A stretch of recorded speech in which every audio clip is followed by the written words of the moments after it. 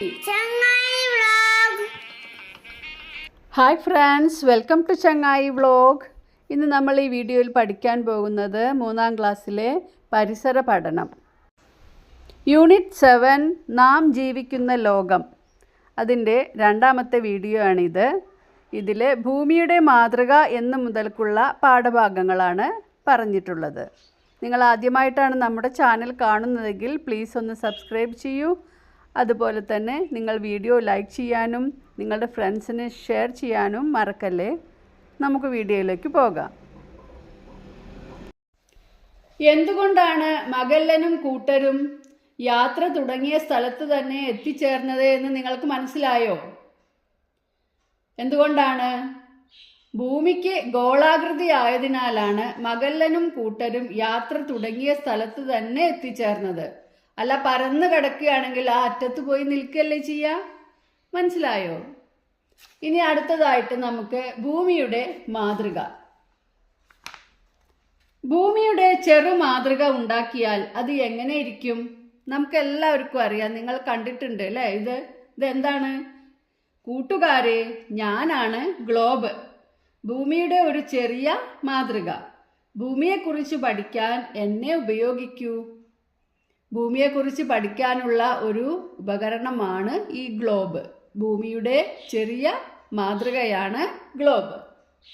ഗോളാകൃതി ആയതുകൊണ്ട് തന്നെ ഇതിനെ ഒരിടത്ത് കൃത്യമായി വെക്കാൻ കഴിയില്ല, അല്ലേ?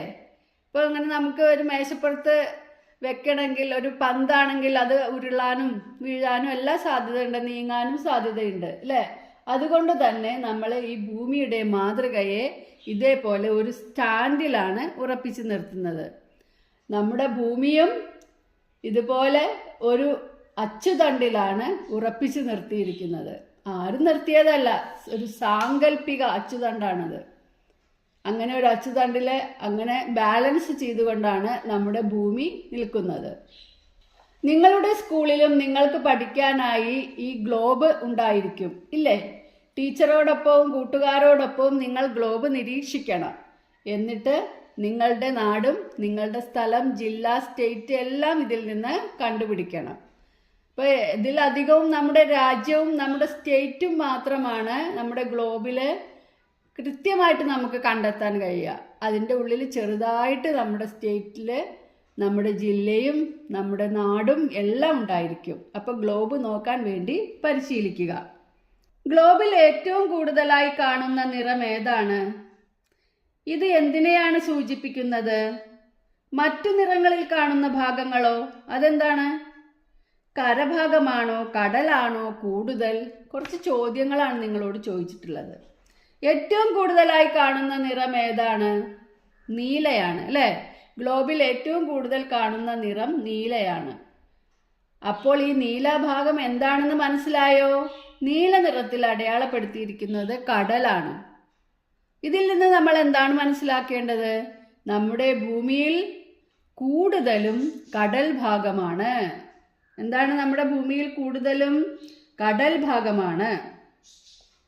അതായത് കരഭാഗത്തിൻ്റെ ഇരട്ടിയിലധികം കടലുണ്ട്. ഇനി മറ്റു പല നിറങ്ങളിലായി സൂചിപ്പിച്ചിരിക്കുന്നത് എന്താണ്? അതെല്ലാം കരഭാഗങ്ങളാണ്. മറ്റു പല നിറങ്ങൾ നോക്കൂ. ഈ പല നിറങ്ങളെക്കാൾ കൂടുതൽ നീല നിറം തന്നെയാണ്, അല്ലേ? അപ്പോൾ കടലിനേക്കാൾ കുറവാണ് കരഭാഗം, അല്ലെങ്കിൽ കരഭാഗത്തിൻ്റെ ഇരട്ടിയിലധികം കടലാണ്. അടുത്ത പ്രവർത്തനം നോക്കൂ. ആകാശം നോക്കാം. നിങ്ങൾ ആകാശത്തേക്ക് നോക്കിയിട്ടില്ലേ? എന്തെല്ലാം കാഴ്ചകളാണ് ആകാശത്തുള്ളത്? ആകാശം എവിടെയെല്ലാം കാണുന്നുണ്ട്? തലയ്ക്ക് മുകളിൽ മാത്രമാണോ ആകാശം കാണുന്നത്? സ്കൂൾ മൈതാനത്തിന് നടുവിൽ ചെന്ന് ആകാശം നിരീക്ഷിച്ചു നോക്കൂ. നിങ്ങളുടെ ഏതെല്ലാം വശങ്ങളിൽ ആകാശം കാണുന്നുണ്ട്? ഭൂമിയുടെയും ആകാശത്തിൻ്റെയും ചിത്രീകരണം നിരീക്ഷിക്കൂ. നോക്കൂ, നിങ്ങൾ ഭൂമിയും ആകാശവും സൂര്യനും ഒക്കെ ഇവിടെ ചിത്രമായി കാണിച്ചിരിക്കുന്നത്. ആകാശം ഭൂമിയുടെ ഏതെല്ലാം ഭാഗങ്ങളിൽ കാണപ്പെടുന്നുണ്ട്? ഈ ചിത്രത്തിൽ നോക്കൂ. ആകാശം ഭൂമിയുടെ ഏതെല്ലാം ഭാഗങ്ങളിൽ കാണപ്പെടുന്നുണ്ട്? ആകാശത്ത് ഭൂമിയെ കൂടാതെ മറ്റു പല ഗോളങ്ങളും ഉണ്ടല്ലോ. ഇതിൽ കാണുന്നുണ്ട് സൂര്യനെ നമുക്ക് മനസ്സിലായി. പക്ഷെ അതിൻ്റെ അടുത്തൊരാളെ കാണുന്നുണ്ട് അല്ലേ, ഭൂമിയുടെ കുറച്ചുകൂടി അടുത്തായിട്ട്. അതാണ് ചന്ദ്രൻ. മനസ്സിലായില്ലേ? ആകാശത്ത് ഭൂമിയെ കൂടാതെ നമ്മൾ കാണുന്നത് ചന്ദ്രനെയും സൂര്യനെയുമാണ് അല്ലേ? നമുക്കൊന്ന് നോക്കിയാലോ, ഒന്നും കൂടെ നോക്കാം. നമ്മൾ പറഞ്ഞത് പകലും രാത്രിയും ആകാശത്തെ കാഴ്ചകൾക്ക് എന്തു വ്യത്യാസമാണുള്ളത്? പകലും രാത്രിയും നിങ്ങൾ ആകാശം നോക്കിയിട്ടുണ്ടാവും അല്ലേ? നമ്മുടെ തലയ്ക്ക് മുകളിൽ മാത്രമാണോ ആകാശം കാണുന്നത്? അതിൻ്റെ ഉത്തരം എന്താണ് നിങ്ങൾക്ക്? നിങ്ങൾ സ്കൂൾ മൈതാനത്തിന് നടുവിൽ അല്ലെങ്കിൽ ഒഴിഞ്ഞ ഒരു സ്ഥലത്തിൻ്റെ നടുവിൽ ചെന്ന് ആകാശം നോക്കൂ. എല്ലാ വശങ്ങളിലും നമുക്ക് ആകാശം കാണാൻ കഴിയുന്നുണ്ട് അല്ലേ? എല്ലാ വശങ്ങളിലും. താഴേക്ക് മാത്രമാണ് കാണാതിരിക്കുന്നത്. നിങ്ങളുടെ 4 വശങ്ങളിലും നോക്കത്താ ദൂരത്തോളം ആകാശം കാണാൻ കഴിയും അല്ലേ? പകൽ സമയത്ത് മേഘങ്ങൾ നിറഞ്ഞ നീലാകാശവും രാത്രി സമയത്ത് ചന്ദ്രനും നക്ഷത്രങ്ങളും നിറഞ്ഞ ആകാശവും കാണാൻ എന്തു ഭംഗിയാണല്ലേ? പകൽ നമ്മൾ കാണുന്നത് സൂര്യനെയാണ്. സൂര്യനാണ് നമുക്ക് എല്ലാ വെളിച്ചവും ചൂടും ഒക്കെ തരുന്നത് എന്ന് നമുക്കറിയാം. രാത്രി സമയത്ത് നമുക്ക് വെളിച്ചം കിട്ടുന്നത് ചന്ദ്രനിൽ നിന്നാണ്. ചന്ദ്രന്റെ വെളിച്ചത്തിന് ചൂടില്ല അല്ലേ? ഇതൊക്കെ നിങ്ങൾക്ക് അറിയുന്ന കാര്യമാണ്. അറിയണം കേട്ടോ. ഇവിടെ പദസൂര്യൻ തന്നിട്ടുണ്ട് ആകാശം. ആകാശം എന്നുള്ളതിന് എന്തൊക്കെയാണ് നമ്മൾ ആകാശത്ത് കണ്ടത്? ആകാശത്താണ് നമ്മൾ ഭൂമിയെ കാണുന്നത്. നിങ്ങൾ ശ്രദ്ധിച്ചോ? ആകാശത്താണ് ഭൂമിയെ കാണുന്നത്. ഭൂമിയുടെ അടിയിലും ആകാശം കാണുന്നുണ്ട് 4 വശത്തും അല്ലേ? ഭൂമിയെ കൂടാതെ ഉള്ള ആൾക്കാരുടെ പേര് നമുക്ക് പദസൂര്യനിൽ എഴുതാം. ഭൂമിയെ കൂടാതെ ആരൊക്കെയാണ് അവിടെ കാണുന്നത്? സൂര്യൻ. പിന്നെ നമുക്ക് അറിയാവുന്ന കുറച്ച് പേരുകളുണ്ട്. നമ്മുടെ ആകാശഗോളങ്ങൾ ഏതൊക്കെയാണ്? ബുധൻ, ശുക്രൻ, ഭൂമി, ചൊവ്വ, വ്യാഴം, ശനി, യുറാനസ്, നെപ്റ്റ്യൂൺ. ഇവയെല്ലാം എന്താണ്? ഇവയെല്ലാം ഗ്രഹങ്ങളാണ്. ഗ്രഹങ്ങളെല്ലാം ഗോളങ്ങളാണ്, ഗോളാകൃതിയാണ്. അപ്പൊ നമുക്ക് ഈ ഭൂമിയെ കൂടാതെ ഈ പദസൂര്യനിൽ എന്തൊക്കെ എഴുതാം? ബുധൻ, ശുക്രൻ, ചൊവ്വ, വ്യാഴം, ശനി, യുറാനസ്, നെപ്റ്റ്യൂൺ. ഇതൊക്കെ എഴുതാം അല്ലേ? പകൽ നക്ഷത്രങ്ങൾ എവിടെ? പകൽ എന്താ ടീച്ചർ നക്ഷത്രങ്ങളെ കാണാത്തത്? കുട്ടി ചോദിക്കുകയാണ്. നിങ്ങൾക്കറിയോ എന്തുകൊണ്ടാണ് പകൽ നക്ഷത്രങ്ങളെ കാണാത്തത് എന്ന്? അതിന് നമുക്കൊരു പരീക്ഷണത്തിലൂടെ കണ്ടെത്താമെന്നാണ് ടീച്ചർ പറയുന്നത്. പരീക്ഷണം എന്താണ്? വെളുപ്പ് നിറത്തിലുള്ള ഒരു ചെറിയ LED സൂര്യപ്രകാശമുള്ള തുറസ്സായ സ്ഥലത്ത് വെച്ച് പ്രകാശിപ്പിക്കുക. വെളിച്ചം നിരീക്ഷിക്കുക. ഇതേ പ്രവർത്തനം അടച്ചിട്ട ഇരുട്ടുമുറിയിൽ വെച്ച് ചെയ്യുക. വെളിച്ചത്തിലുള്ള വ്യത്യാസം നിരീക്ഷിക്കുക.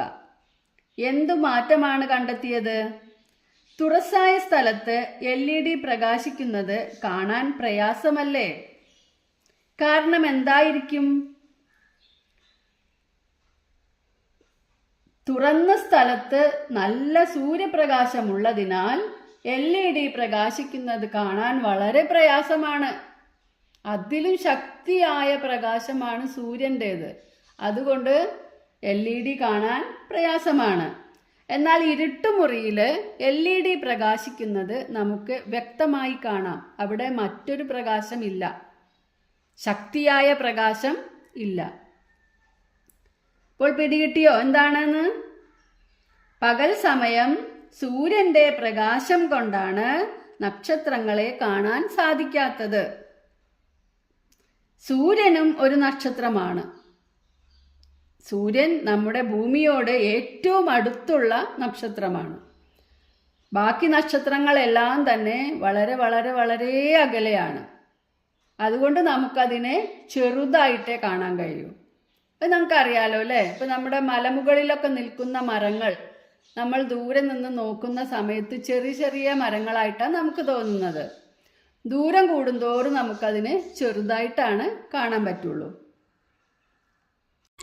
ഇതിൻ്റെ ബാക്കി ഭാഗം അടുത്ത വീഡിയോയിൽ. Thanks for watching.